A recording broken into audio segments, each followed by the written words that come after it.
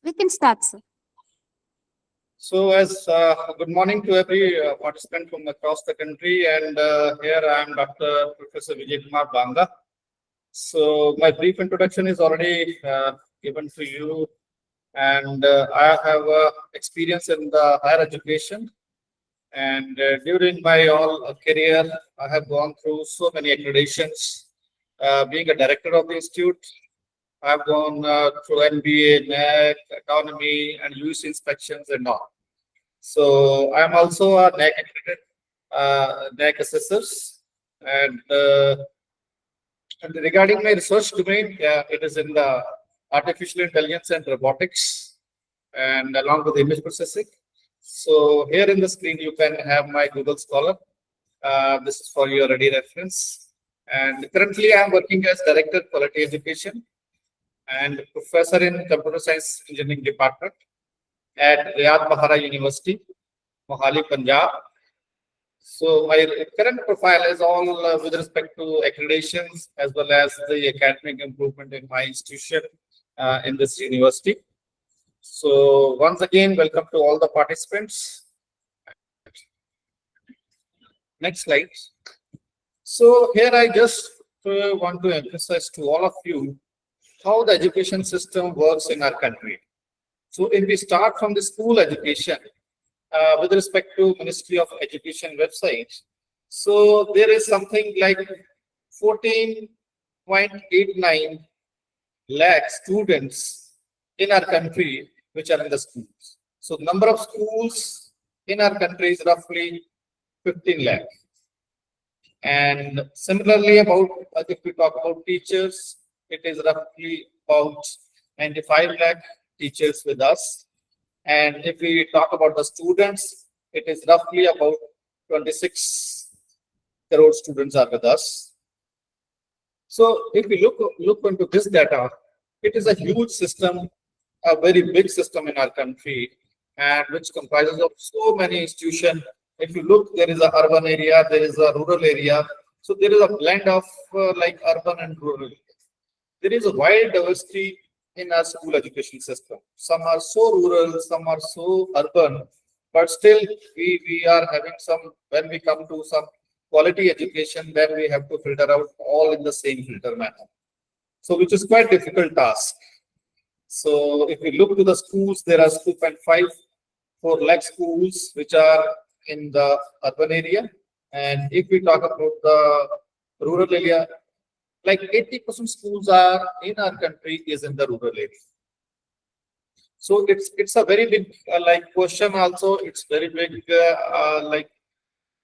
issue with our education system, that how we assess all on a common platform, whereas that wide diversity of the school education system. So now move to the next slide. So now come to the higher education system. So if you come to the higher education system as per the ISBN data of 2021-22, so in our country, there is a 1,168 universities. So roughly 1,100 universities in our country which are imparting higher education. And then we talk about the colleges which are affiliated, which are all like independent institutions, all engineering, this pharmacy, and all it comprises of work where we all are working in higher education. That is come around 45,000. And there are also some standalone institutes like polytechnic, like nursing, and this is roughly about 12,000 like institutions in our country. And if we come to the students, now in our higher education, there is only a 4.3 crore students which are in higher education. And similarly, there is a number of teachers. We have approximately 16 lakh teachers in a higher education system. So if we move to the like previous school education slide, there is so much change as we move to the higher education side. So it's a like a system, then it's the second phase of system, which is come as a higher education. And again, when we go for any kind of accreditations, we have to like assess all these higher education institutions. So approximately 45 lakh 45,000 of the colleges, then universities, then there is a standalone institutions, then there are, this is all we have to take care. So it is a huge system in our country where a single system, whatever accreditation system we formulate, it sometime with the passage of time, we feel it may be a little bit changed. It may be a little bit changed to accommodate all kind of variations in our education system. Move to the next slide. Thank you. So now come to the accredited. So where our basically our focus is, as per the NAAC website, up to 23rd May 2024, this is the data of the institution accredited. So out of like 1100 universities, only 362 is the accredited universities.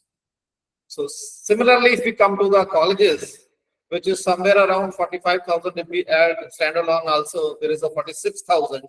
Only 6,176 institutions are accredited. If we come total, that comes about 6,538 institutions which are accredited only. So there is a huge gap in the accreditation. So approximately we are somewhere around 48,000 higher education institutes which are on the website, and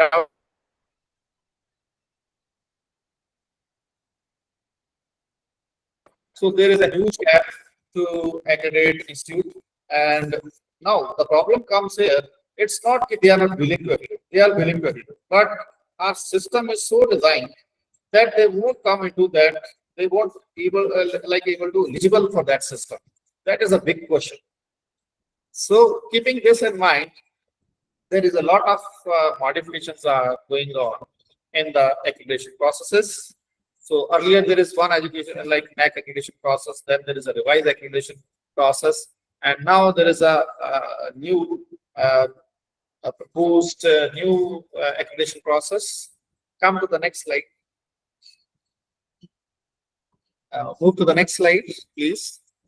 So now come to the NAAC, because our all focus toward is basically towards a NAAC. So the NAAC vision is basically to make the quality the defining element of the higher education. Like quality is the basically a defining element in the higher education, which is throughout the country. And it is a self and external quality evaluation. So like it's towards the promotion and sustain initiatives. So as per the NAAC vision, the higher education has to be categorized, is to be recognized based on the quality of the education. And to assess the quality of education, here we need some kind of accreditations. So one of that is NAAC accreditation.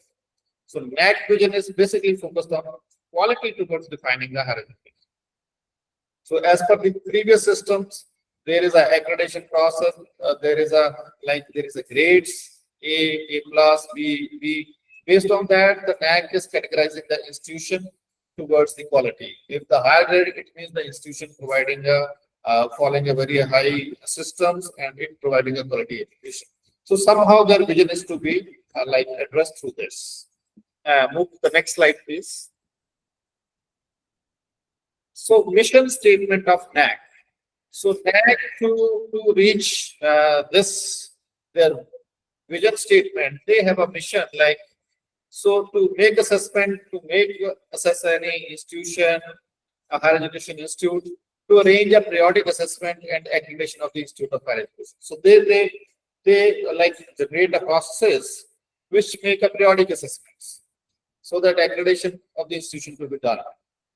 And for the institution, they have to establish certain kind of cells like IQAC cell, internal quality assurance cell, or sometimes NAAC cell in the university or in the higher education institution to take care of separately for all these assessment processes. And there is also the mission toward the simulate the academic environment for the promotion of quality of teaching, learning, and research in higher education. So if we come to the higher education, there are basically teaching processes, learning processes, and research. These are the three prime components of any higher education institution. So our focus is toward the promotion of that, to make the quality with respect to teaching, with respect to learning, with respect to research. Whatever process has to be defined that take care of how we quantify as well as the quality to be assessed of the teachers, of the learning processes, as well as the research quality of that particular higher education institution. So regarding this, there is a quality related research, consultancy, training programs that has to be taken care. And similarly, to collaborate with the other stakeholders, higher education institutes for evaluation, for promotion and sustainability. So like they have to collaborate as we have to grow, we have to collaborate. And to collaborate with the higher education institute, which is of a upper level from the institution which are seeking for any kind of accreditation. Suppose whatever institution you are having, you just to identify like national importance institution around you and to make a collaboration with them and try to like learn from it and to make your system more like quality conscious with that. So these are the mission statement with respect to NAAC. Move to the next slide. So what are the benefits and why we move to the NAAC? That is the like if we, there are two stakeholders majorly. One is the staff, and second is staff and management. I can add both, and the second is the students. And if we come to the staff, so they are basically what they need. So know the credential of your institute. So you can assess, you can know where your institution stand among the higher education institutes. So this by NAAC accreditation, you are able to get this, you know more about it. And secondly, scope of accreditation of skill through regular appraisals. Like as in the NAAC processes, there are so much like you have to follow the processes, you have to appraisal system. So I think with this, there is a scope of like upgradation. So the faculty can be upgraded by regularly following, and accordingly we have to assess through appraisals. And similarly, you can attract bright students, and by this, the knowledge level of the institute raises. Because as you follow some processes, you evaluate yourself and then re-evaluate, and accordingly your processes get evolved, and your system becomes standardized. So by this, there is a huge like institution value in around area, and you will get a better student with that. The mission get improves. So other thing also, you attract a good like taking other, you can go attract good faculty, you can go attract other grants. So many things you can get as there is a NAAC accreditation. You can get travel grants if your institution is NAAC accredited. There are criteria where when you apply for any grants. So if you are accredited institution, you will have some weightage for that. And there is also scope for new horizon, as well as like you are quality conscious and you are getting some accreditation. It means you are aware about all the things, and it means you are more open to the new possibilities, new like avenues. So then there is a more new horizons are open.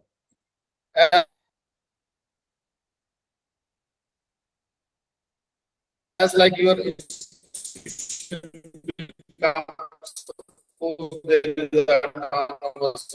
you become autonomous institute. You can start and you can improvise your own institution. Again, you will have over. So move to the next slide.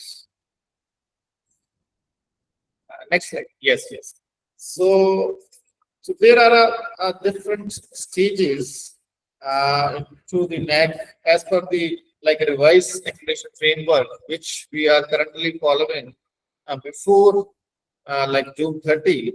So in that processes, there are three basic like stages. First, we are preparation and submission of self-study report for the assessment. So we are preparing self-study report and we prepare, then submit it. And then there is a on-site visit of the team and they validate and about the self-study report. Whatever you have self-declaration that has to be evaluated. And finally, there is a decision of the committee when they all put in the executive committee and they give a final decision and you will get an accreditation. This process is currently going on in the revised accreditation framework. And like any institution who are earlier seeking for any accreditation, they are preparing self-study report, then they have to submit it. Then there is a on-site visit of the team, and there is some evaluation process. One is on-site visit evaluation process, and second is like online assessment of the institute through DVV process and document verification process. And there is a final decision given by the NAAC after compiling of. Move to the next slide, please. So, as per the revised accreditation framework, so normally we divided the higher education institute in a three category. One is the universities, second is autonomous colleges, and third is affiliated and constant colleges of the universities. So further they can divide into UG and PG colleges. So normally earlier we are following 7 criteria for all the institutions, higher education institutions, for assessing the NAAC.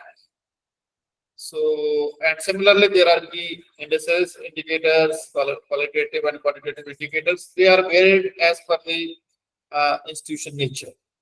And roughly if we come to the total matrices in this case, it is somewhere around 150 for universities.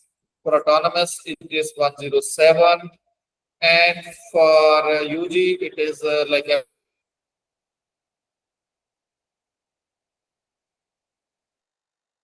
so this is kind of like as per the revised accreditation framework, this is the nature like how we move with respect to 7 criteria. And move to the next slide.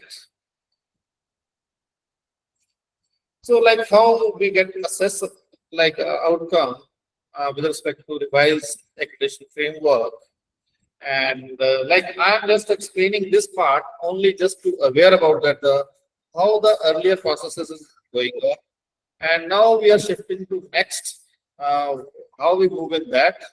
And somehow the processes are to be overall processes is same, but the parameter of accreditation is changing. So if we come to the assessment outcome, it is the result of 3 components. One is peer team report, which is a 30% weightage when the team visit the institution.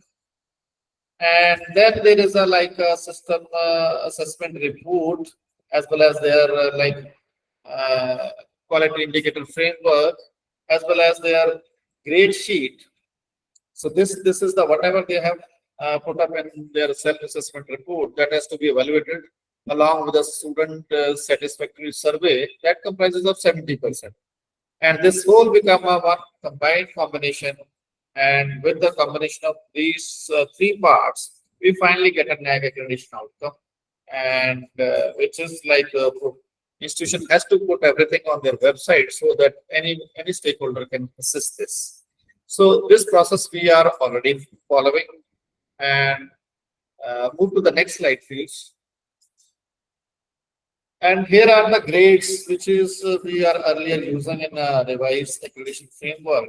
So like by combining all your assessments values, so we like it will be calculated on the scale of 4, and there is a CGPA. So with respect to CGPA, there is a grade. So the grade started from like C, B, B plus, BB plus, A plus, and AA plus. So like these grades, we all know like institutions are accredited based on their grades. Like this is the A plus plus institution, A plus institution. So whatever the score they got from the evaluation of the self-assessment, DVV process, as well as from the peer team report, they will get this kind of value. If their value falls in any like in this range, accordingly they will get a grade. Suppose the value is somewhere between 3.01 to 3.25, they will get a NAAC A grade in the previously followed system. And accordingly, we can have market perception that the institution which is having A plus plus, having high quality of like mechanism, they have a high, they followed all by quality initiative, and they are much better than other institutions which are having a lower grade. And by the grading, we can easily assess the quality of the institution, and which will help both for the students as well as for the parents as well as for the faculty and so on. And similarly, we can on the global parameter we can easily make out like this much institutions are accredited, and we can compete it with the global standards. Move to the next slide. So now, like this system is a revised accreditation framework is now there is no more applications are taking over, and now the NAAC is not taking any application further for under this revised accreditation framework. So there is a major reforms in accreditation of higher education institutes in 2024. So as per this major reforms, they try to accommodate other things, because earlier there are so many problems. If institution is in like a remote area, how we assess that, whereas the parameters are same. And similarly, there are so many parameters which are other than teaching, like environment, like sustainability, like green initiative, like they connect with the outer world to the surrounding villages. As there are so many parameters, now we are in the phase of implementing NAP. So with respect to NAP, there are so many parameters which is connected with the society, environment, and social cause, and so many like. So how we incorporate these all parameters so that we can assess the institution in a better way. So there are major reforms in higher education in 2022. Move to the next slide. Thank you. So these higher education, with respect to this, there is a higher education system. This is transforming rapidly through our national education policy. We all know that as we are to somehow every institution has taken some step to take initiative towards NEP, so that we are a little bit maybe some institution implement to some extent and some may be implemented fully. So still we are in the transition stage. But NAAC has taken a step and they incorporated NAP in their accreditation system. So as per the NAP, there is a target of 50% gross enrollment ratio in the higher education by 2027. And similarly, along with enhancing the quality of education, which is the paramount importance of the nation. So our vision toward the higher education is now toward improving the gross enrollment ratio by 2037. Secondly, to top Indian institutions are expected to compete with the world level institution. So there is a huge challenge with us if we want to compete with the world level institution. So our enrollment ratio in the institution is less as compared to them, because they have a big number of enrollment ratio in the higher education institution. So that the comparison is to be with respect to that. If your higher education institute have a very limited number of students, so then how you get a better data for that? So that is the main focus toward moving in this direction, so that our institution can compete with the top best institution in the world. And achieving this higher level quality education depends upon the processes. So there are processes to be improved like teaching, learning, research, innovation, motivation, teaching, enhancing employability skill, equity, societal integration, academic ambience, commitment to sustainability. So earlier system is more toward focusing toward infrastructure as well as just input of the things. They want something, you put that things and you will get. If you don't have some numbers, you don't get a better grade. But now the system is little bit changed, and the more parameters are added. And now it's not an input specific, now it is also outcome specific. So these some major reforms are incorporated. And kindly move to the next slide. Next slide, please. Yes. So accreditation and ranking is an integral part of our transformation of higher education in India. Because if our institutions are accredited, we can compete with the world. like in developed countries, the institutions are accredited more. So if we have to compare with any developed country, we have to be also like accredit our institution. And the like we have so many institute, 47,000 institution with us. We have to reach the target so that out of that, at least we have to accredit 80% of the institution so that they can be like systematized, they can be uniformly system to be followed. And then we can say that our system is also comparable to the world. So to take care of that, there is a Ministry of Education and Government of India has made one committee under the Dr. K. Radhakrishnan, former chairman of ISRO. And this committee taken into like they've taken so many processes they have analyzed, and by consulting so many efforts, they proposed a new reform for strengthening assessment. So that committee proposes their recommendations, and which is to be the outcome of that. We are moving toward the next accreditation process, which is based on like a binary process and then graded process. Move to the next slide, please. Next slide. So now come to the salient feature of the recommendation that is given by Dr. Radhakrishnan committee. So according to their recommendations, there is a two kind of accreditation process now. One is binary accreditation, and second is maturity-based graded accreditation.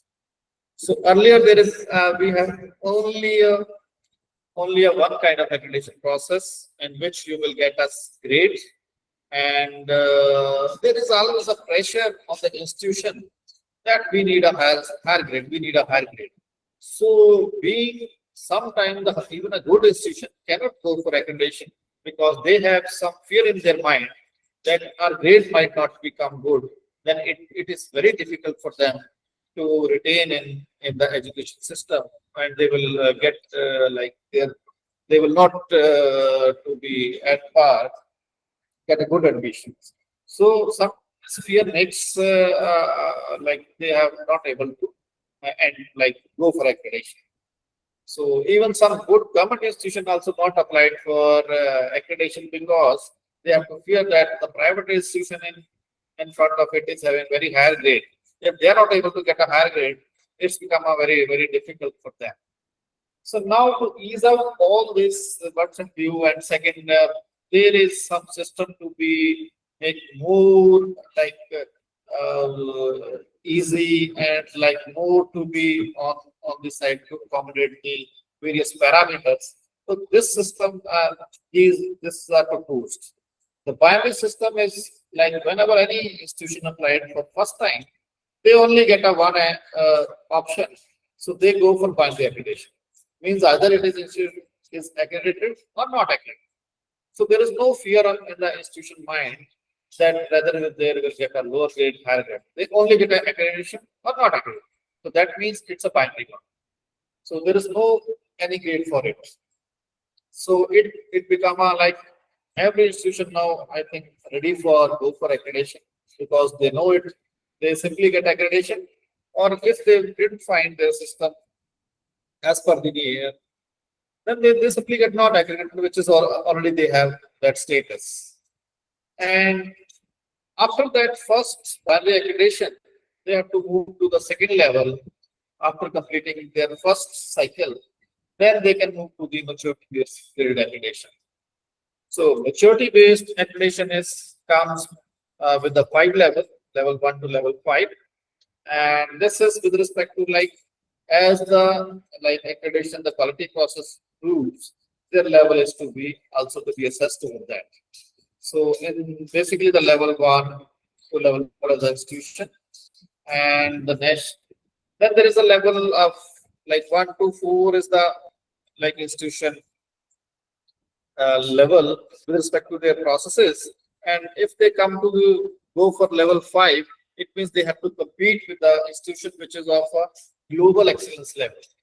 And secondly, the institution which are of multidisciplinary nature in research and education, And secondly, they are competing with the global level. They only falls under the level 5. So secondly, this institution can significantly improve their quality and position themselves among the global top institutions. So more or less, this is some kind of graded kind of calculation is with respect to as per the global calculation processes. They have the same kind of parameters, and so that we can able to compare our institution with respect to the global institutions of higher education. Next. Yes, implementation process now, because of the recommendations are there, processes are stopped as per the previous revised accreditation framework. But now there is how we implement it. So there are so many like circulars and guidelines are issued by a NAAC. So it is in the 2 stages. Like in the first stage, binary accreditation will be implemented in the next 4 months. And now there is no new application will be accepted as per the present methodology. So currently there is no application is receiving as compared to previous revised accreditation framework. And institutions that have already applied in the next 4 months shall have the option either go by present process or by the new methodology of application. So the institutions which are currently applied, they may give an option that either they go with the binary or with the previous process, which is revised accreditation framework. But after 30th June, there is no application to be entertained by the NAAC unless they declare for a binary accreditation process. And similarly, for maturity-based grade level will be implemented in December. Till now, maturity level graded level will not be taking any application in this category. So because first the binary will be introduced, then accordingly after a few months the graded maturity level will also be announced, and the process is to be put on the website for the preparing the self-assessment report.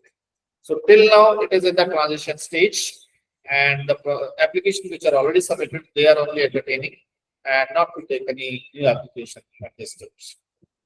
Next slide, please. So the proposed framework for addressing parameters pertaining to like new processes is with respect to inputs, process, outcome, and impacts. So if we talk about the earlier revised accreditation framework, there is a inputs, and then you will assess that inputs. So very limited in some parameters, only a very limited outcome is there. So suppose you have to put a faculty, just to put a faculty, and how much is the faculty? They find a STR and this is okay. But now the system has changed. Now they need inputs, and what processes you have followed, what outcome you have done, and what the impact of giving that input, that also into consideration. So that is the new framework, which is basically outcome and impact based. So that is the main change in that new system. Next slide, please. So proposed framework for addressing parameters and pertaining input processes are based on 10 previous slide, please. Yes. So now, as per the previous revised accreditation framework, there is only a 7 criteria. But now, as per the new framework, there is a 10 criteria. So it is changed from 7 to 10. This is the drastic change which comes in the previous one to the new one. So we come to the first, that is a curriculum. Then second is faculty resources. Then there is a learning and teaching. Then there is a research and innovation. Then there is extracurricular and co-curricular activities. Then the new that comes, which is a new word, that is community engagement. That comes a specified criteria because it is related to the NEP. So how your institution students are and institution is engaged with the community engagement. So how they interact with the community, how what they are doing for the community, that is the new thing comes in the new framework. And second, there is a green initiative. It is also come a separate criteria as a green initiative. What your institution are doing under the green initiative, what their students are doing, and what are the outcome of that. Once you initiated the process, what the outcome is right now, what you have done, how the society feel about it. There are so many observations this respect. Governance and administration, that is also like infrastructure and development and financial resource and management. If you look all the 10 parameters, some parameters are to some extent same as per the previous criteria, but some new parameters added like extracurricular and curricular activities comes as a separate, because as per the NAP, if the student is doing good in sports, doing good in like various activities, you have to give us some credit to it because he is delivering something. It's not that he is busy in a khel. It's not that. If he has some potential, he is doing something in a co-curricular and extracurricular activity, he can credit. He is doing something, and that also to be evaluated. And similarly, community engagement. Students are doing some community services. Why not we give a credit? Why not we give it to consider it for the now? If we put these all parameters in an accreditation process, I think people will understand these are quite important, and we have to be given some credit for that, and so that student will get a based on that they will get their degree, whatever the courses they are doing, and definitely they are performing well in their future, and they will get a successful person. And rest like administration and rest parameters we are already taking care in previous accreditation process. But now there are so many parameters are changed. I will go into one to one each parameter, how what expectation they are with respect to each component, and what outcome they are expecting, and what is the impact they are expecting. So with respect to that, because till now it's not a, like NAAC has not issued any proper manual for making assessment with respect to binary as well as for the revised graded. But a brief like parameters are given, some kind of enlightenment is already there so that people get aware, so that they get understand. But you can simply understand it is basically the like based on NEP. If you are implementing your curriculum NEP, I think you will well able to like this NAAC new process to be taken care of. So try to my like suggestion to all the institution to try to incorporate NEP as much as possible into your course study scheme, so that it will able to help you to get accreditation process well. Move to the next slide. So curriculum, like I am now emphasizing on, there are earlier curriculum also, but now what kind of input they want, what kind of processes they want, what kind of outcome they want, what kind of impact they want. These four parameters are there to assess your input with respect to curriculum. It's not that you have prepared some curriculum, you have made some meetings, and then you put over the website and you will get a marks. No, it's not that. Now the processes has changed. First is input.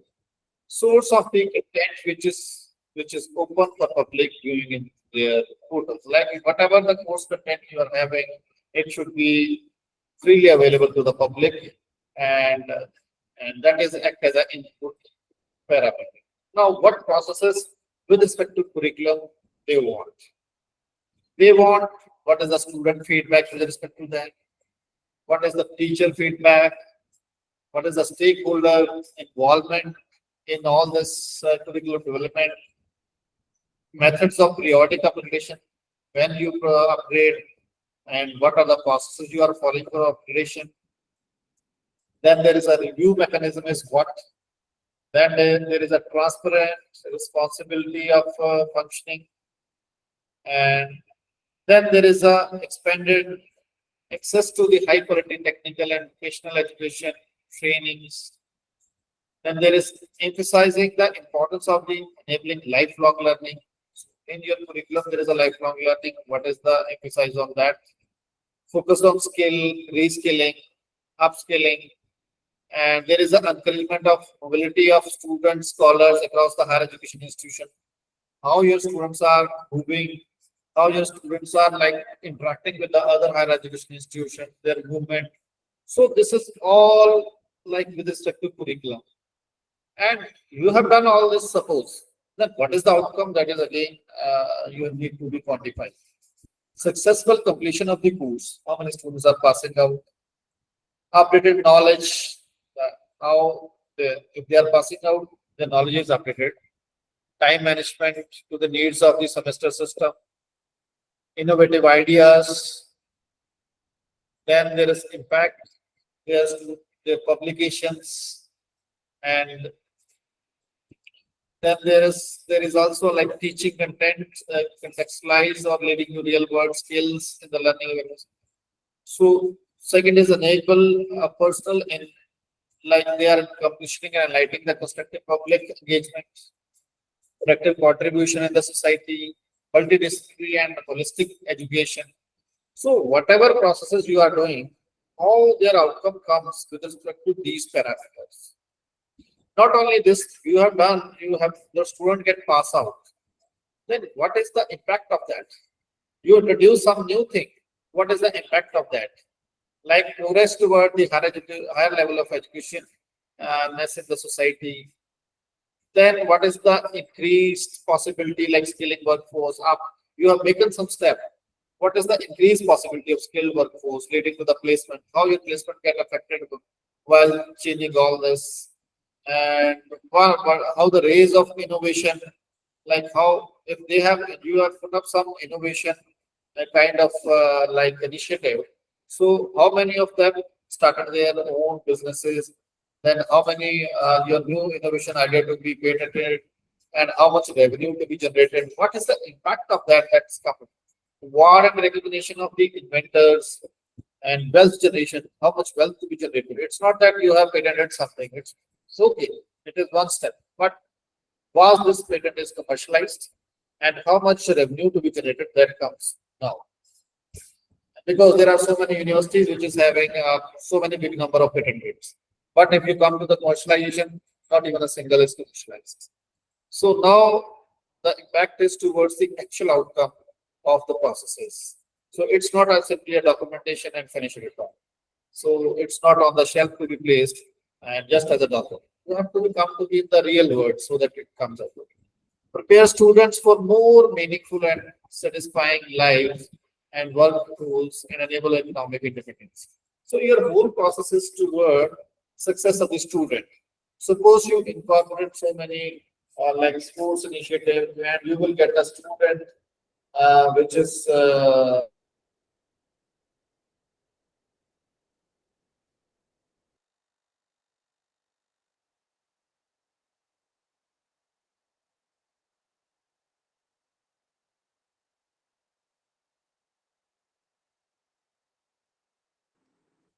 Excuse me, sir.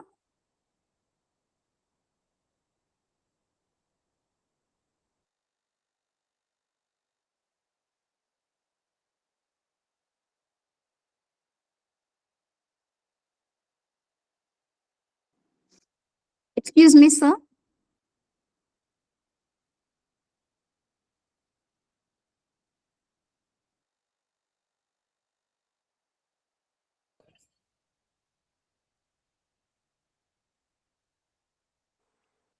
Vanga, sir. yes, yes, I'm there. I think there is some glitch. I think it's yes, No. yes. Yes, sir. We Thank were you. not able to hear you. That's why, sir. Maybe some issue. I think I don't know why this issue is there. So the students are like whatever the outcome you are taking some initiative in curriculum and accordingly you will get the outcome of with respect to that. That is important in this. So earlier this kind of like outcome is not to be looked into, but now this is required. Kindly move to the next slide. So come to the faculty resources. So like earlier in system, you only want like what is the faculty strength, how many professors, how many assistant professors, how many assistant professors, and then what are the like cadre ratio, and that's all. But now the like another kind of more specific system is to be incorporated, like application received. How many applicants are there for faculty recruitment? Then what kind of process you have followed for shortlisting of procedure? Then personality aspect of the faculty, how you for selection, then pedagogy, R&D aptitude of the faculty selection process, and constitution of selection committee, and then evaluation report of the selection committee. Then there is a various like continuous professional development of the teachers through the various government initiatives, appropriate consideration of the faculty selection parameters like skill, performing arts, writing cases, practical based selections. So like all this consideration of parameter like social inclusiveness, like gender parity, you have to follow all the like norms, whether you are considering all genders parity as well as disabled to be considered for faculty recruitment, transgender also, and you taken care of SDGs also. And these all processes has to be there for the selection process. And you have to give a proper advertisement, then you are making a short list. Every process need to be there. And secondly, how the merit based selection with the due importance to the equity and the diversity. You have selection done, and secondly, how you maintain the equity and diversity of the faculty. How many like faculty from the outside of the state, how many faculty from the outside of the country also, and how you taking care of the ratio of if there is any disabled, how many you take care of the transgenders also in that. So these all you have taken care. And reflection and career path to students. You have taken a good selection. Now, process. On the second level, how it helps to the student in their career path advancement. That also to be quantified, which is not earlier to be done. So like impact. So if we come to the impact, student progression toward the higher level of education in a good institution. So how their progression toward the higher education. So if you make a very good faculty recruitment, you all taken care of, then what is the how your students are motivated toward higher education more, other higher level. And secondly, how they like progress toward the professional life and their acceptance and holding for their responsibilities, citizen of the nation. How their students are responsible and how their nature to be as a responsible citizen of our country. High quality faculty that contribute toward the implementation of NAAC. You have like recruited so many faculty and how they contribute toward the NAAC. And there are so many parameters in NAP like culture and sports. How your faculty is helping out the student in this. It's not that you have not recruited the faculty which is of other like you may have a faculty to a point which is of a, suppose you are having a student of a different region. So then maybe you recruit a faculty of particular region so that they can able to converse with the student in that particular language also. So you have taken care of all diversity and ratio has to be maintained. So move to the next slide. So learning and teaching. So learning and teaching, like how the students are able to like teach and how their level of learning is to be improved. That is taken care of this. So again, the input is diversity of the content, contemporary issues in content delivery.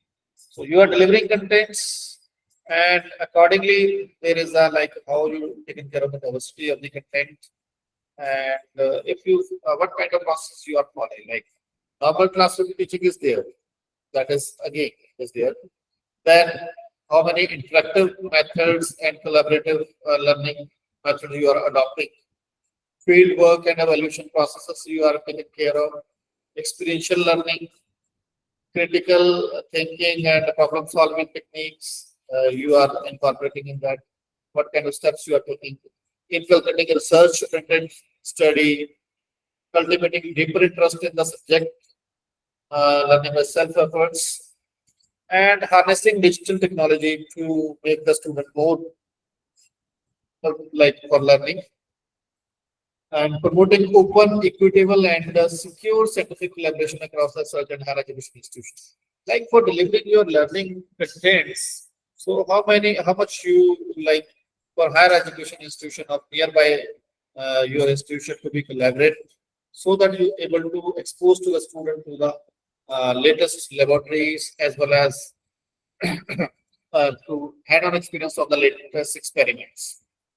So that to be taken care in this. And then if you have done all this process, what outcome will come?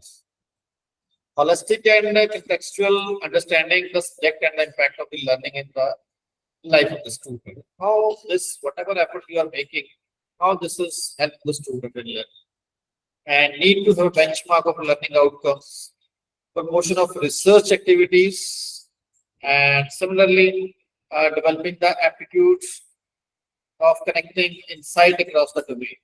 So how the student connects whatever you are making efforts and to make their life successful, what is that interest without that?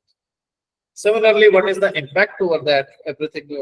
So attainment of learning outcome progression in study and profession. So how much attainment you have done with the learning outcome? Yes. And contribution to a different area of research through new ideas and how that whatever the new student has to be like you train the student to make conceptualize new ideas. What are the students? How many students have taken steps to conceptualize new ideas? And this kind of outcome is to be attached to the learning and teaching method. Promotion of self-sufficiency, how the student become a self-sufficient after training, and creating a confidence citizen. Like whatever the process you are following, how your student become self-dependent, self-confident, and they are able to survive and live the successful life with respect to teaching learning processes. Move to the next. So research and innovation, that is a major concern in the higher education institution where they are lagging mostly, whereas universities are quite doing good in this because universities have a major mandate on research innovation, whereas a higher education like focuses toward only teaching and learning. So definitely, while like in the new framework, the like weightage of research innovation with respect to accredited institution is less, whereas for the universities it is more because the university mandate is toward research and innovation. So like in this input parameter is like new imagination, new problem with research, proper policy for promotion of research and research facilities. So like what kind of new steps you have taken, what kind of new problem you have taken, which may be from the society, which may be from the some industry. And secondly, for making research effective, what kind of policies you have framed, and that is input, because if there is a policies, definitely faculty will take care of that research. So the parameters which comes under this is like the interdisciplinary approach, they are following collaborative approach, research addressing a local and regional issues, and also global issues like climate also. And similarly, out of box, student has to think out of box, and fearless thinking to reduce the barrier of failure, fear of failure towards a new innovation, promoting open and equal society and secure scientific collaborations, encourage the mobility of the students, and regarding research and higher education. So for the research, you have to collaborate towards like industry as well as the higher education, national importance kind of research institutes. So that you can able to collaborate with them and you can do. And all research nowadays, without interdisciplinary, it won't be successful. Any kind of new idea. So you are how much you are promoting interdisciplinary approach, collaborative approach, how many MOUs you have done, how many effective MOU you have done. If you have done some MOUs, how many students are like gone through that MOU? And if you are collaborating with some institution, how many your institution move to that institution, how many their students come to your institution? That exchanges need to be quantified. And whatever research you are doing, or what you have done for the local surroundings and what you have done for the global issues. That you have to make a balance of that. It's not that you focus all the search on a local issue. You have to be focused on local issue also, and but to some extent global issues also. And what are the outcome of this all initiatives? There is a publications, then there is a patents, then there is a participation in collaboration institute in the research, translational work, how many translation work you have done. That outcome has to be quantified. Whatever you have done, publication, patents, this is to be this. And now comes to the outcome, like impact of that. Like you have done some publication, it's so very good. But how you increase the citations? You have done something good work, it means there is a increase in citation. So that has to be quantified. Then there is a peer group recognitions. So how your research will be recognized by peer group recognition. So that is to be there.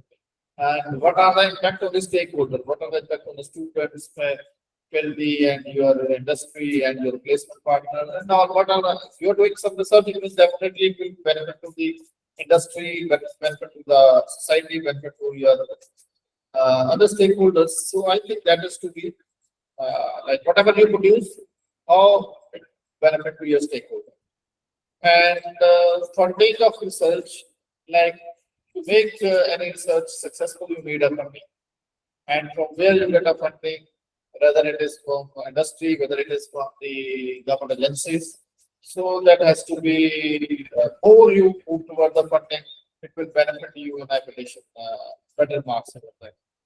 So if you are doing something good, I think definitely it's very easy to get a funding from the PSP or other agencies or even from the private agencies.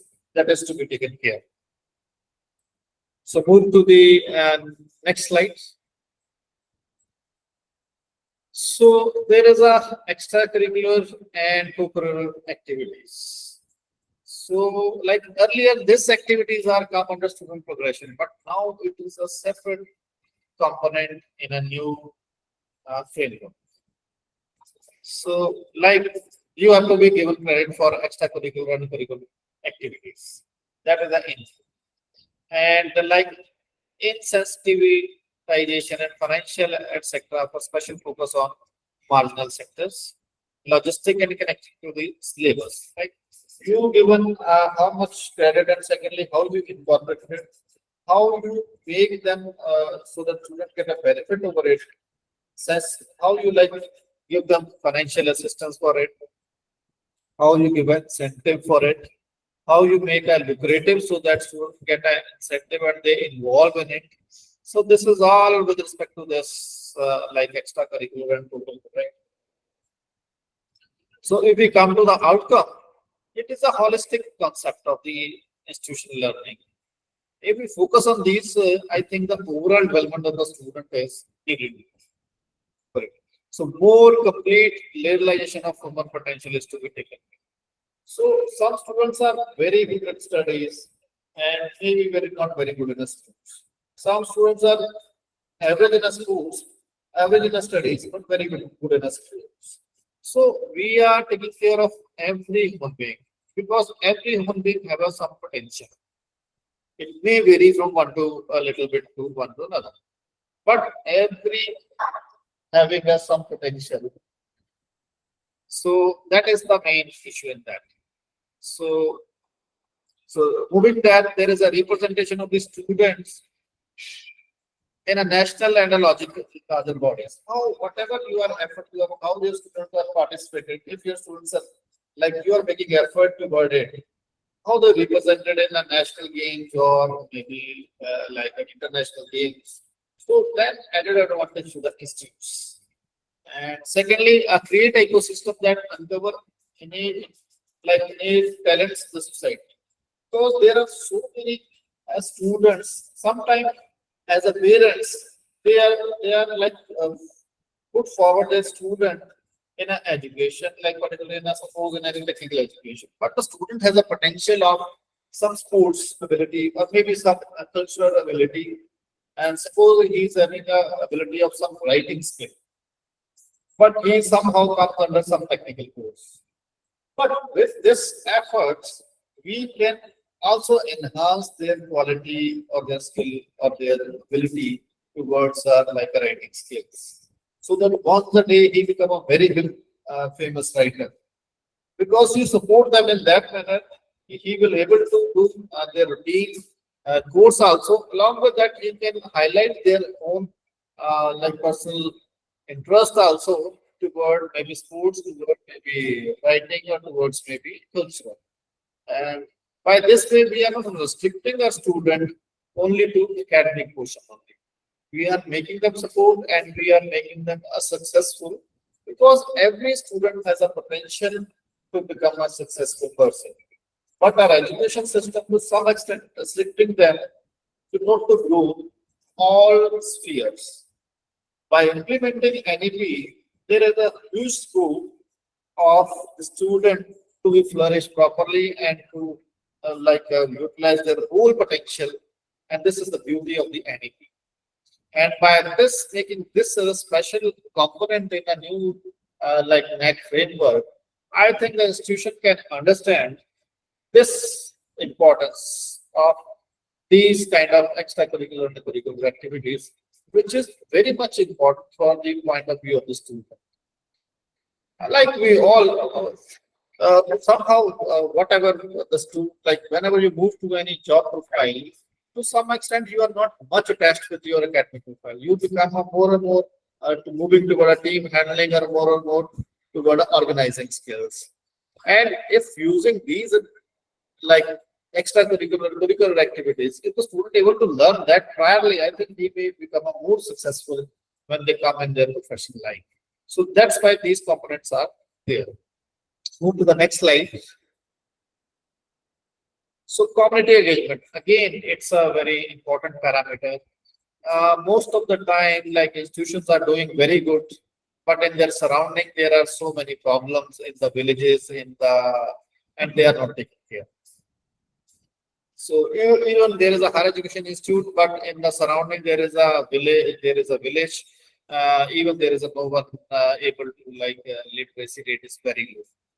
And secondly, they don't even know the proper perspective of the education, and they don't even knowledge of some basic computers. I think this is not to be acceptable in any society. I think you should be taken care of your society also. And that component is added as a community engagement in the new NAAC framework. So in this, there is an input of curriculum and engagement with the society. So this is kind of how this you can incorporate this component in your curriculum. And outreach activities, how your institution students reach with the outer world, and project and internship executed on the real world problems. Whatever projects you are giving them, give them on the real world problems, and which is the benefit to your surrounding society. So these are the input. And if we come to the processes, there are social outreach and community engagement. This process is to be, and there is an involvement of students to connect with the society, how your students are connected, and there are so many activities in your curriculum that they have to go outside, they have to organize some camps, and they provide education to the surrounding, and that given us some credibility to that. And there is a social research in collaboration with the concerned bodies, You can collaborate with some agencies, NGOs, and you have to collaborate with them, and to solve the problems, you make them like collaborative efforts. And then adoption of nearby institution, bodies, or villages. So there are some institutions who currently doing adoption of nearby villages. That's very good concept. But still, it's not like following all the institutions. So now it become a mandatory kind of that you adopt at least surrounding villages and try to like collaborate with them, try to like send your student there, try to listen their problem, try to solve their problem. And this is the real outcome of the like community engagement. And there is exchange programs also with the community. You invited community in your institution, you went to their that side and try to exchange your ideas and work for each other. That is a exchange programs. Now you have done all this, but how to quantify it, how the outcome of that, and then impact of that. So with respect to impact of that, there is an understanding the relevance of the curriculum for effective social and community engagement. So your whatever community engagement you have done, what is the actual outcome of that? So what is the relevance of that? That is to be an outcome. You make it some, you have initiated some step, you make added some caps there. What is the outcome of that? That is required. So suppose you are having an institution which is having some physiotherapy department. Now go to the outside surrounding village and make a camp there and check all the like their villagers and guide them regarding their any kind of problems with respect to physiotherapy, assist them or call them on weekly basis to your center and help them to recover from their problems, their issue regarding to that. That kind of things you have to be done because this is the real learning. And similarly, increase involvement of the student in the societal level and realizing the sense of responsibility as a social being. Sometimes, like nowadays, students are much more glued to only their like mobiles and social media, but they are not interested to talk with their surrounding people.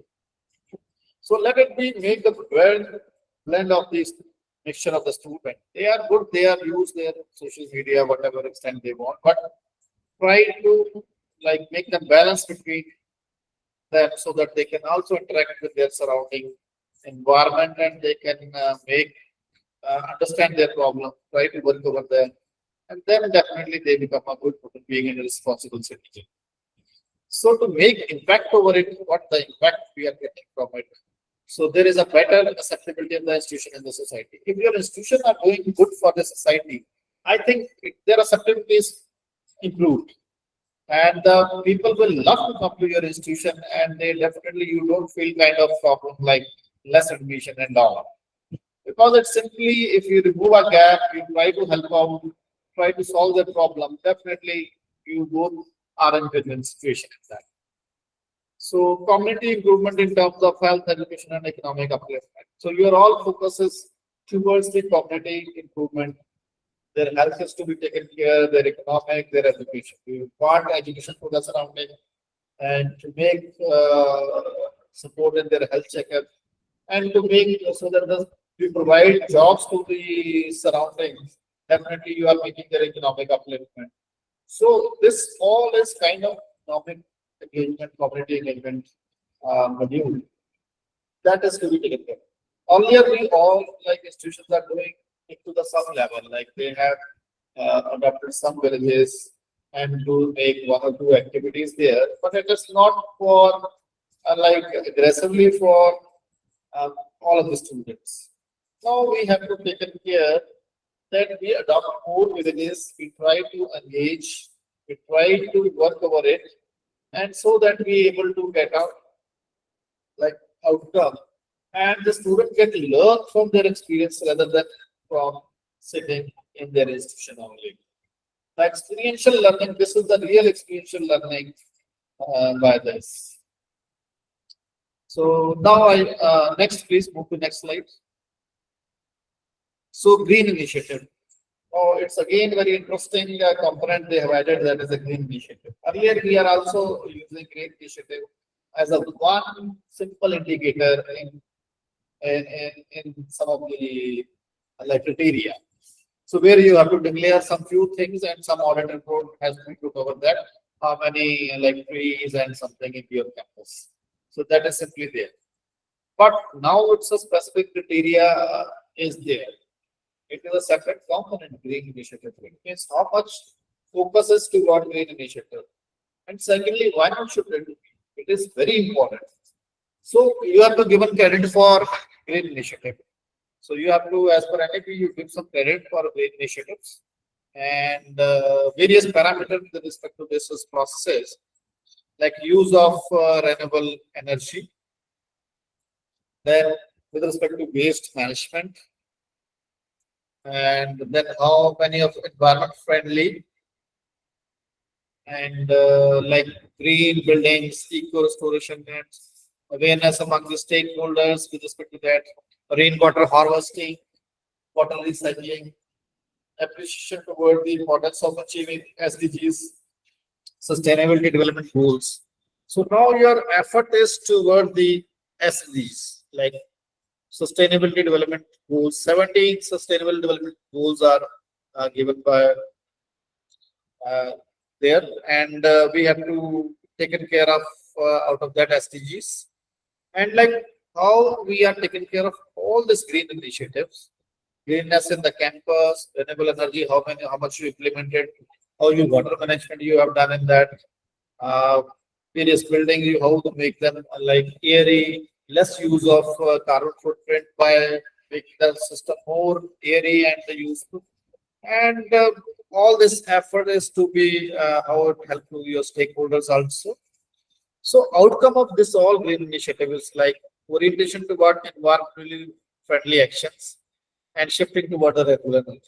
Like step by step, you are moving to solar, and initially you plant some solar like panels. Then every year you are adding more, and by like you are running whole institution on the solar, and then there is a green, like increasing the green. Greenness in the campus, and secondly there is a students, the major problem in all this process is that you are doing some process just in the fear of NAAC, but the problem is whether your students are attached to it. So your real outcome is when your student get attached with your initiative, so your students are aware about the environment and they also support you, they also encourage, they also to be part of that event, then the real outcome will come. Students, how many plants students are planted in their curriculum. You can initiate process like one tree, one student, and there are like on the central level, you are shifting towards solar, LED lights, and the building is so like making them so that you can use less air conditioners and proper utilization of, and secondly quantifying how much energy you are uh, like taking out of it, and secondly by making steps, how many of like you increase the suppose rainwater harvesting, how much water you have stored, how many water you have like utilized from it, and what kind of recycling mechanism you are using, and quantify it. That is all to become under outcome. And ultimately, we are impact is how much carbon footprint you have reduced. Sorry. So whatever steps you are taking, how many carbon footprint you have reduced, that is basically objective of all this green initiative. So now the institution is not only to impart only a consent to the students only, they have to take care of all the green initiative and involve your students in green initiative, involve your faculty, and as an institution who take it as a mission and try to like get out outcome of it and make it quantified, and that is very beneficial in the NAAC accreditation process. Move next. So governance and administration. So earlier it is also there governance and leadership and administration. Now it is something governance and administration. But again, there is so many changes in it. Outcome and impact is added. Earlier it is input and some process. Now it is outcome and impact. So like if university or higher education institute have a act, statutes and regulation and policies. So similarly, what is the implementation? Conforming of acts, statutes and regulation and amendment procedure. How you amendment the make the amendments in act, that process need to be addressed, to be properly documented and to be shown. And how you make a better conflict resolution if any kind of conflict is there between all this, what mechanism you are following, and transparency in governance and how like your governance is transparent, how it is involvement of other stakeholder, how your minutes and all is visible to every stakeholder, that is to be taken care of. So statutes and everything is available on website, is available to every one stakeholder, that is to be taken care of. And the second part is like kind of mission to achieve your vision. What kind of what steps you are taking care of to achieve your vision? So there is a innovation in governance to evaluate based on like implementation of e-governance, how you incorporate decentralization processes for better management. And there is also like implementation of G20 high level participation in the life sustainable development goals, or we can say like how the life sustainable development weightage has to be given. And there is also weightage for effective governance and redressal mechanism, like whatever the like grievances you have with the student, faculty, and all stakeholders, how you address it and how you resolve it, that is to be documented and proper processes has to be followed. And there is also a weightage for performance related to increment and all, that is to be taken care. How you make yearly increment to the faculty and staff, and you are taking care of the gender ratio also, SC, ST, OBC, economically weak students, that has to be in your policy, how you take this. So whatever be the standardized government instructions, whether how you make like compliance of that. Appropriate weightage to be given for the promotions as per the UC norms, and there is also various training program has to be taken care. And like this is all kind of governance, like every policy has to be visible to the all stakeholders, faculty and the students, and how the process, if there is any conflict, what kind of grievance redressal process is there, and what is the outcome of that, how many applications received, how you resolve it, how the benefit to the staff. And similarly, level of implementation with example of different area, increased in gross enrollment ratio, you have taken some step, you increase the seats, your enrollment ratio has to be improved, that is to be with respect to your policies. So secondly, there is impact like timely execution of administration tasks. Suppose you have planned some task, how your timeline is to be taken care of. Grievances, how you timely like solve the grievances of the various stakeholders. And there is a better management in the institute.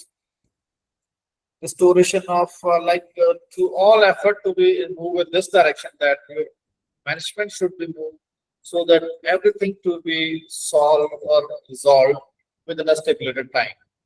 So then you can say it's a better governance and administration in your institution.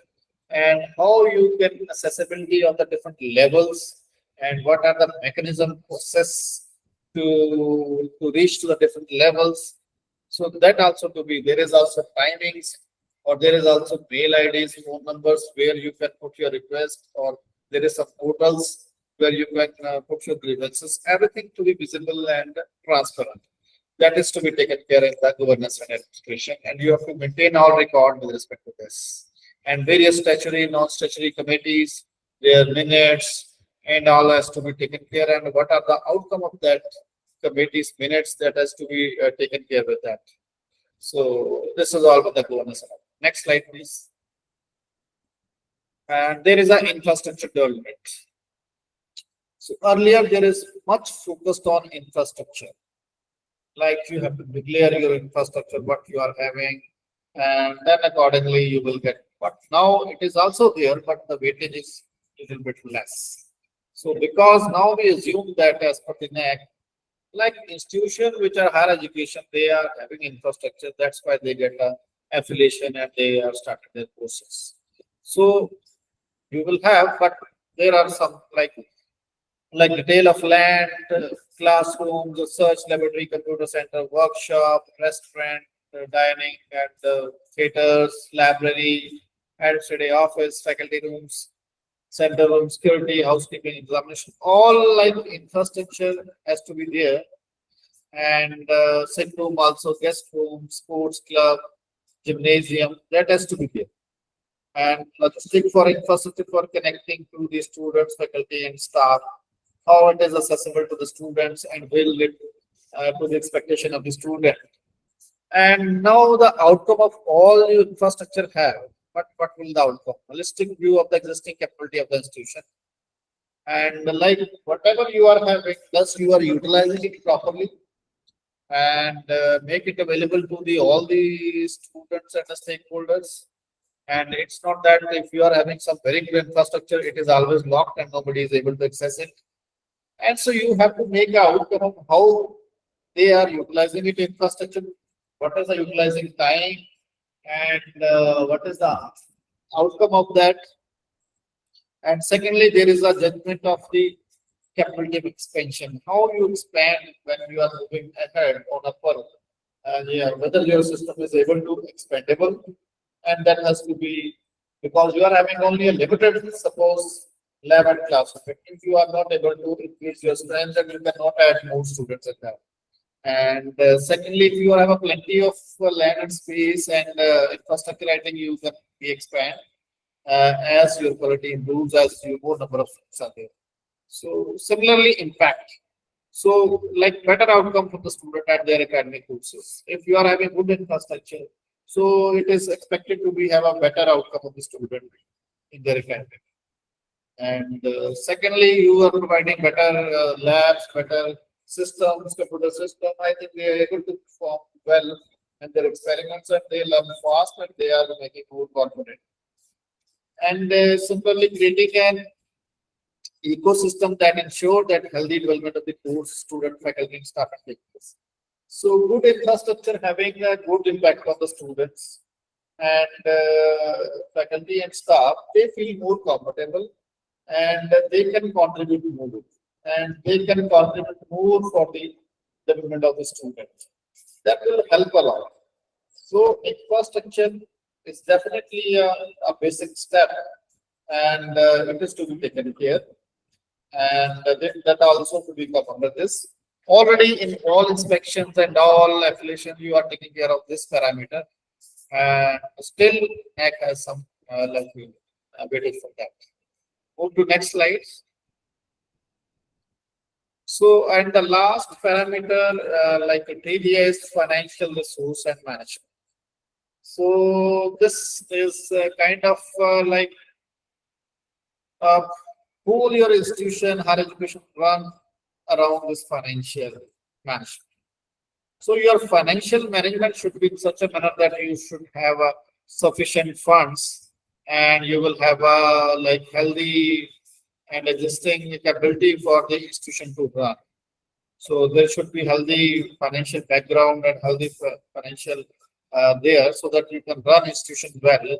And there is also your financial background can also give like judgment toward the expansion of the institution. So that is institute to be expanded towards the if you are having good financial background.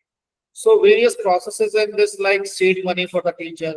Whether you are if you are having fund, it means you can provide a seed money to the teacher for a research and even to the students also and to the researcher also. And if you provide a seed money, I think it's a very good step and you will get a definitely a good outcome of it. Support for conferences, workshop, equipment, research, etc. to the student and the researcher. Like how many grants to be given to for conference and workshop and seminars to the students as well as for the faculty. And what are the policy for that, and what are the funds available for that?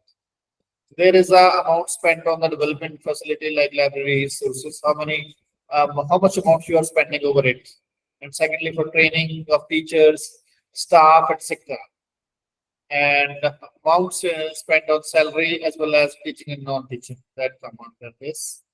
And there is also expenditure on infrastructure augmentation, and there is a donations received from even from CSR funds, and revenue generated from the outreach activities, like there is a consultancy, how many quality consultancy you have done and how much fund you have generated from it, and library amount, utilization of library and workshops, and this is all to be uh, taken care of that. And normally it requires 3 financial year uh, financial year statements for analyzing institution like financial soundness. And it's not that you have spent so much on this year and previous year you have spent nothing. It's not that. It's a continuous process. You make your budgeting in such a manner that you sign some R&D budget, you sign some like infrastructure work budget. There is a, so that these like supporting component has to be taken care. It's not that if the student, faculty and student have given request and you have applied some funding, and how many have applied you have given or maybe may not be applied. So it's that you have a proper budgeting for that, and it may be a good handsome budget for that. Out of that, you may given how much as per the application, that is different issue, but you should have a budgeting for that. Similarly, you should have a budgeting for library also, so that you can easily like upgrade your library and upgrade your e-resources regularly. And secondly, like out of all this effort, the processes, there is some outcome with respect to financial health of the existing capability of the institution. And by this, the like evaluator can judge out the judgment of the expansion of the institution. And the better judgment of the outcome from the student, faculty, and researchers. And there is an ecosystem to be developed so that there is a healthy development of the student and faculty can be correlated. So if you are making proper budgeting, I think it is a win-win situation for the student and the faculty, and you will get a better output from it. And definitely you will get a better score in various like search inputs, and the student moving through higher. And this is all to be depending upon your financial management. That has to be taken care of, all of it. So the financial component is definitely in some institution, they are not making some proper budgeting. So kindly learn it properly how to make a budgeting, and like various departments, schools, and center, they have a separate budget. They give their budgeting requirement for the year, and secondly send to the central account department, and then they have to finalize a budgeting, and they have to make a proper budget like coordination committee, and then they put it to the management for final approval, and then is to be put to. Utilization of budgeting is the second part, but you have to make proper budgeting with respect to following various steps, and starting from the very basic, from the departments, then to the next level, to center level, and so on. Every department has to have their budget for particular financial year, and that is to be put forward, and accordingly you make a proper budgeting of the whole institution. And most of the time during inspection, this process is not followed, and most of the institutions are not aware of it. So I think this is like most of things you all know and you will cover it. But financial, like normally it is taken care by the management only, and that's why like senior administrator and the teacher must know that to make the proper budgeting, you have to call budget from the every department and every center of the school, and including their salary, including their expansion budget, including their new initiative budget, and everything to be there. And especially R&D budget to be separately to be made. And then your final budget has to be prepared, and accordingly you will disperse the amounts as and when need, and that is to be taken care of. And the next slide. So, as per the NAAC reforms, very important announcement made on 29th June. So, which basically focuses on recommendation of Radha Krishna Committee, has launched two phases, and they have given this mandate that their accreditation is in a two-phase now: final accreditation and maturity-based credit level accreditation. And the facility to smooth transformation to the proposed reform the following are. This is the process they have to follow to make a smooth transition from it. Like reiterating the earlier decision, it was decided that to accept IIQ application under present methodology RAF until 30th June. So after 30th June, they have not accepted any kind of IIQ for assessment. So now June is over. So I think no new application is taking, because previous revised accreditation framework process is closed and new is not still announced. So it's a waiting period. So higher education institute with the valid accreditation as per the present revised accreditation framework, whose validity is expiring between 1st July and date of the launch of maturity-based graded level, shall be extended for a maximum period of 3 months after the launch of, because some like accreditation, suppose the institution is already accredited, having some grade. Now their accreditation is about to mature, to expire on 1st July or onwards. Now, as per the NAAC announcement, their accreditation will still continue, but it will continue till the announcement of the maturity-based credit level. Because first there is an announcement of a binary accreditation process. So after the binary, after 4 months approximately, a graded level accreditation, a maturity level graded level accreditation will be announced. So till the maturity level will announce. After that, a maximum 3 months period will be given to the existing institutions who are expiring after the 1st July. So they are in the extended mode and they are in the grace period. And so don't worry, and there don't have to be any panic that what they do with the NAAC accreditation. The NAAC accreditation is extended till the announcement of graded maturity-based graded level accreditation, and it will be continue up to 3 months. And as and when they announced, you have to apply for the graded level accreditation process, who are already in NAAC accreditation. Whereas the new institution, if they want to apply, they have to first move to the binary accreditation process. So HE already shall continue to hold the accreditation with the grade till its validity exists. And during such a valid period of accreditation, such institution may apply for maturity-based graded level at any time once the MGB. Now, like the institution which is having some accreditation grade with them, and suppose they are expired date maybe in the 2025 or maybe in the 26, they are to be continued. There is no worry for that. They are to be continued, and their validation, they are valid till their validation date is there. But such institution may apply. They can apply for maturity-based graded level at any time when when there is an announcement of maturity-based graded level processes there. So they can apply, but if they don't apply, their grade will be continued. They can write, they can accredit till their validity period is there. And the HAs whose IAQ and SSR applications are under revised accreditation framework, because who already submitted their SSR under revised accreditation framework, they may opt for binary accreditation. In such cases, the ongoing accreditation process under RF will be closed. Like who are already submitted SSR, they can opt for binary accreditation when there is an announcement. Otherwise, they can go.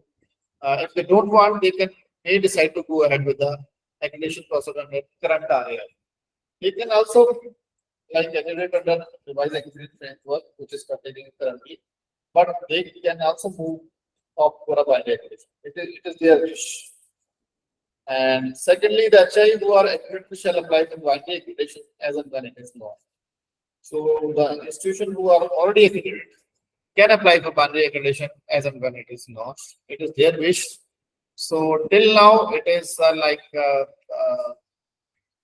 the process.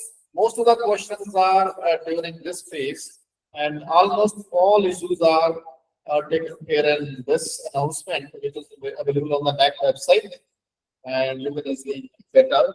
And HIs are requested to visit NAAC website regularly for if any kind of further assistance they required. And so the new process is NAAC binary accreditation is more or less, it is more supported to the institution because there is no fear of grade there. You simply have accreditation or accreditation. And secondly, more first step is quite easy. And whereas when you move to the graded, that you have to be a little bit more cautious and more result oriented. Whereas in the first phase, you can go, every student can definitely go for it and get accreditation as early as possible when the announcement is to be there. And this is all from my side, and I hope it will be useful to all of you. And I am more happy to have your queries if you have.